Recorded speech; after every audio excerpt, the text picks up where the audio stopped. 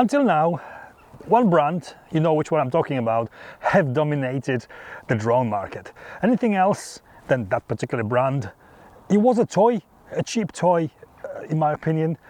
But now there are other companies coming on the market now which are delivering something alternative. Maybe not competing directly with the top of the range drones, but giving you something cheaper, something for less money, which is definitely good enough to start with, or to learn with, or even for casual usage. This is one of those drones. This is a Potensic Atom. Kind of looks like the other brand drone. It's grey, like the old drones is very grey. It's 249 grams. It is slightly more affordable than the other drones. I'm here on a very great day in Whalley Abbey in Lancashire, Ribble Valley, north of UK. And I'm going to take it up and see what the noise is all about. I'm very curious what this can do.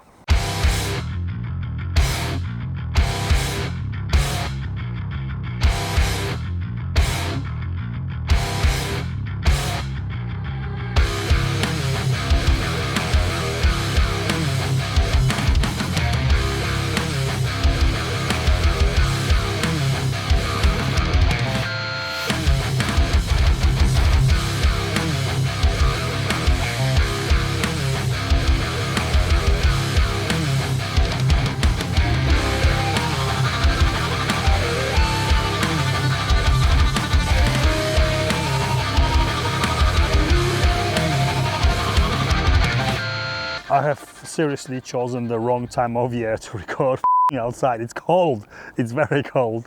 Okay, this is a new drone, Potensic Atom, standard plastic gimbal camera protector. And the drone itself, it's standard for a drone, I guess, build. It looks okay with Potensic logo on top. Potensic, let's talk about the brand itself. The logo, if you squint your eyes a little bit, it looks like Panasonic, but it's not, it's Potensic. I do have a Fly More kit here, which contains the charger with 3 batteries. What's different about this charger? Firstly, that it charges all 3 batteries at the same time, not one after another like other drones. But there's a big but, there's no USB-C for charging. You connect it through a power brick standard DC in connector. Each individual battery has got a USB-C socket, so you can charge the batteries individually from the power bank if you needed to. Controller standard can be charged by USB-C. In the Fly More kit, you also get a 64GB micro SD card.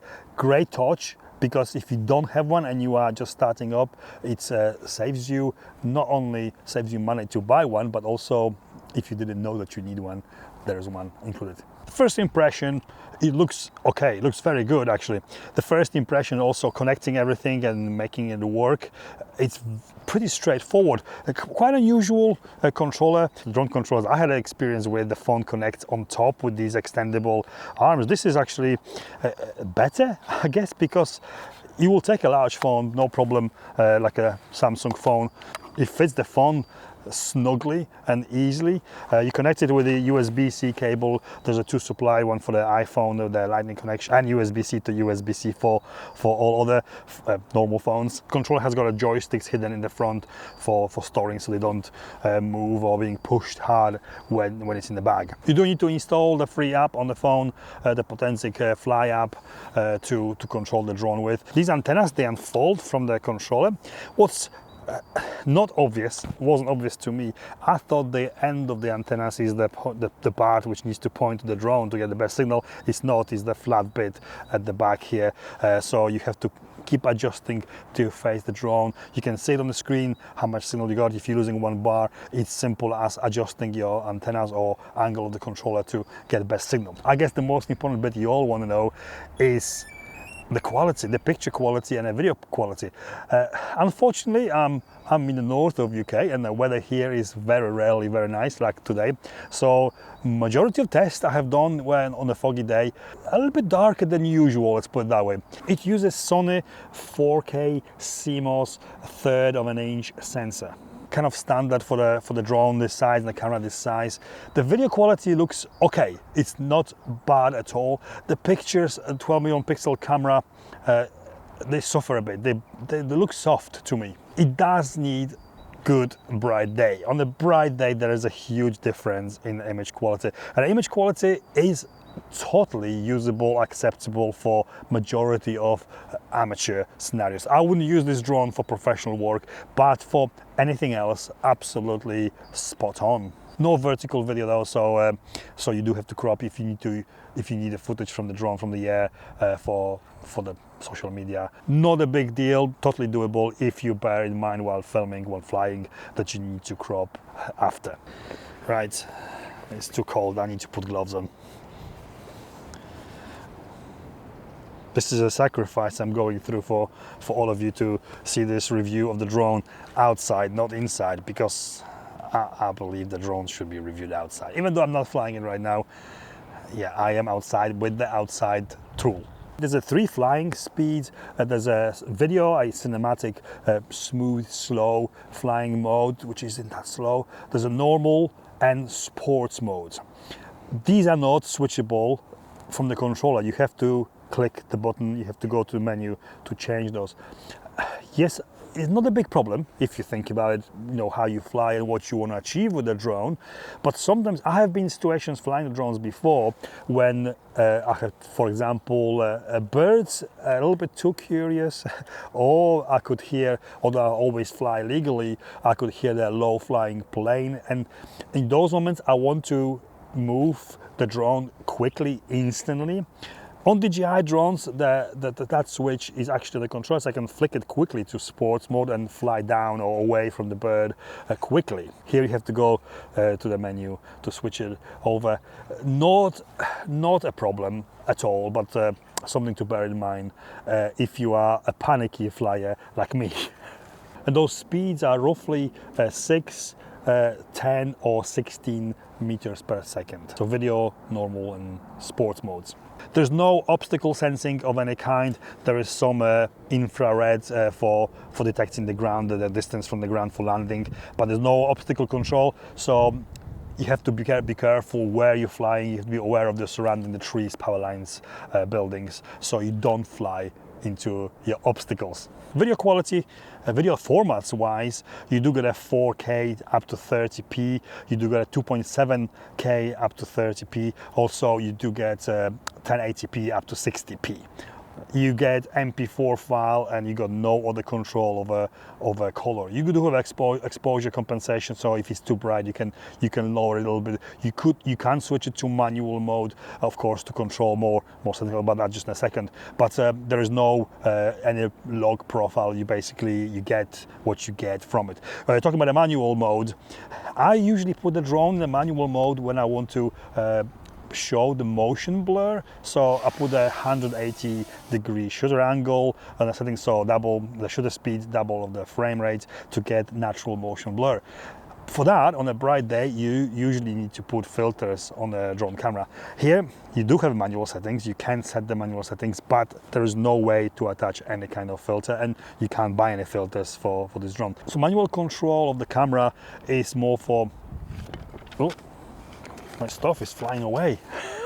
On auto settings, that's exactly what happened. The camera would adjust the brightness for the sky, and then when you pan to the ground, which is much darker, the camera would brighten the picture. Putting in a manual camera control, you can avoid that. You can get the balance in between the bright and dark, and basically camera won't do anything for you. It's designed to have fun with, and oh my God, I had so much fun flying this drone.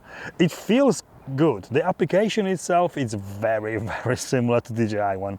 Okay, it's not a drone you take out the box and you fly. You have to put some thought into it. You have to use common sense, obviously. You have to be safe. Although it is 249 gram, which is you have to register, you have to get a pilot ID in UK anyway. I think most of Europe as well, to be able to fly it. You don't need a license, and you can fly it over people and cars, theoretically speaking, without the license. But the common sense is a key here. Even though it is 249 gram, you could hurt someone if you hit it into a building or a tree or power lines, and you will fall down on someone, especially someone driving a car, for example. You could make them startled and they could swerve and do damage. So common sense, even with a small and budget-friendly drone like this, is a first thing. I am gonna lose something today because the wind is pushing everything. Once you get to know the app, how to take off. We can do it with the automatic takeoff with a slider on the screen, or you can just, like with all the drones, flip the controllers, joysticks outwards to start the propellers and take off. It's intuitive to use once you know. I wouldn't. That's what I'm saying. It's not maybe like all the drones. It's not a drone to buy and just go and try to fly it off the cliff or over the people in the city center. It's not. You have to learn. There's a learning curve, not steep, it's fairly simple. You have to explore the app and understand how to change the settings, how to change the camera settings, how to take off, land, etc. What's quite interesting and quite cool, that while you fly on the bottom of the app, you do get tips, like advice tips on how to fly, and one which is quite cool and quite funny is to not fly under influence of alcohol. Yeah, listen kids, you do have a return home, which is a good thing, but it's not very accurate. It's not landing exactly in a place I have taken from. It's going to land on the camera if it continues doing this. Okay, I've stopped automatic landing. Okay, let's land.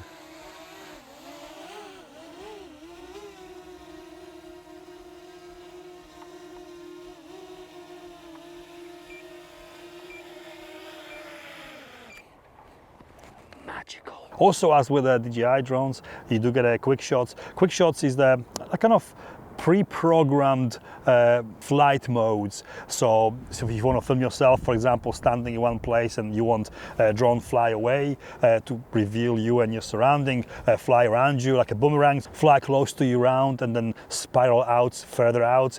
You can do rocket going up and looking at you down. These all modes are very simple to point. You set how far you want a drone, for example, fly away from you. You press the button, you can actually put the controller down or put it in a bag and film yourself without actually controlling it. After it does that, it comes back to you. Also, very, very cool, neat feature is tracking. You can select by drawing a rectangle around a person or a car or whatever object is moving you want to film from the air and start recording, and the camera will automatically fly following, tracking that subject you selected. You can also tap the plus icon to select automatically. Very simple to use. I'm actually surprised because I was expecting significantly less from the drone in this price range. Price wise, it's £360 for a Fly More kit or $399 in US. You do get a bag, you do get a 3 batteries controller, obviously, the drone. You do get a spare propellers as well. Nice kit for a very nice price. If you just want to buy a drone with one battery, each battery gives you about 30 minutes flight time, depending on the weather, obviously. That hugely depends if there's a wind and how much wind, if you're flying into the wind. But on a perfect day, windless day, it's roughly about 30 minutes of a standard normal flying. The drone on its own with just the one battery costs $299 in US or £266 in UK. This is not replacement or competition to DJI Mini 4 Pro. It's kind of similar, but it's not it. This is more like a DJI Mini 2 or Mini 3 competitor, in my opinion. For what it is, for the drone, which is absolute joy to fly and fun to fly, and the video quality is pretty decent. It's okay value for money. Unfortunately, if you compare it to DJI Mini 2 or DJI Mini 3, it's very similarly priced. It's literally up to you which one looks better to you, if you prefer this kind of controller or DJI. If you are starting up, if you don't compare to anything, this is in its own right pretty good. Who is it for? A beginner for sure. This is definitely at that price a good beginner drone, but I am not a beginner. I've flew drones for quite some time now and I absolutely love using this.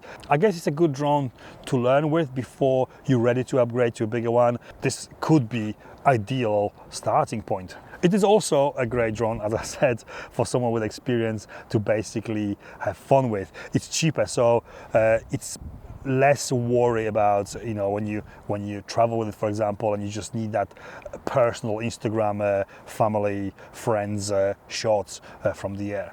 Conclusion, I do like it. This is a huge surprise.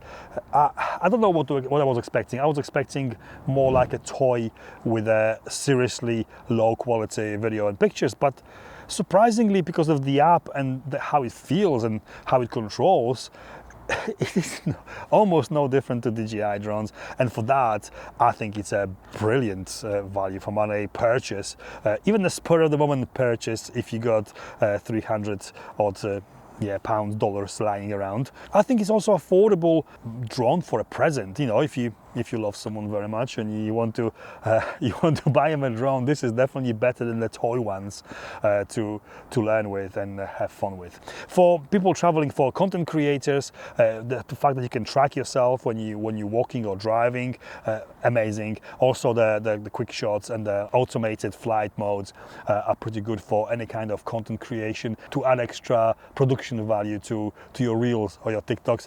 Would I buy this drone? If I was starting up today and I had no experience with other ones, I would. As a second drone, the drone to travel with, absolutely a drone for anyone. The sun is coming out in winter in the north of UK. Super rare, so I'm gonna fly it again. It would be rude not to.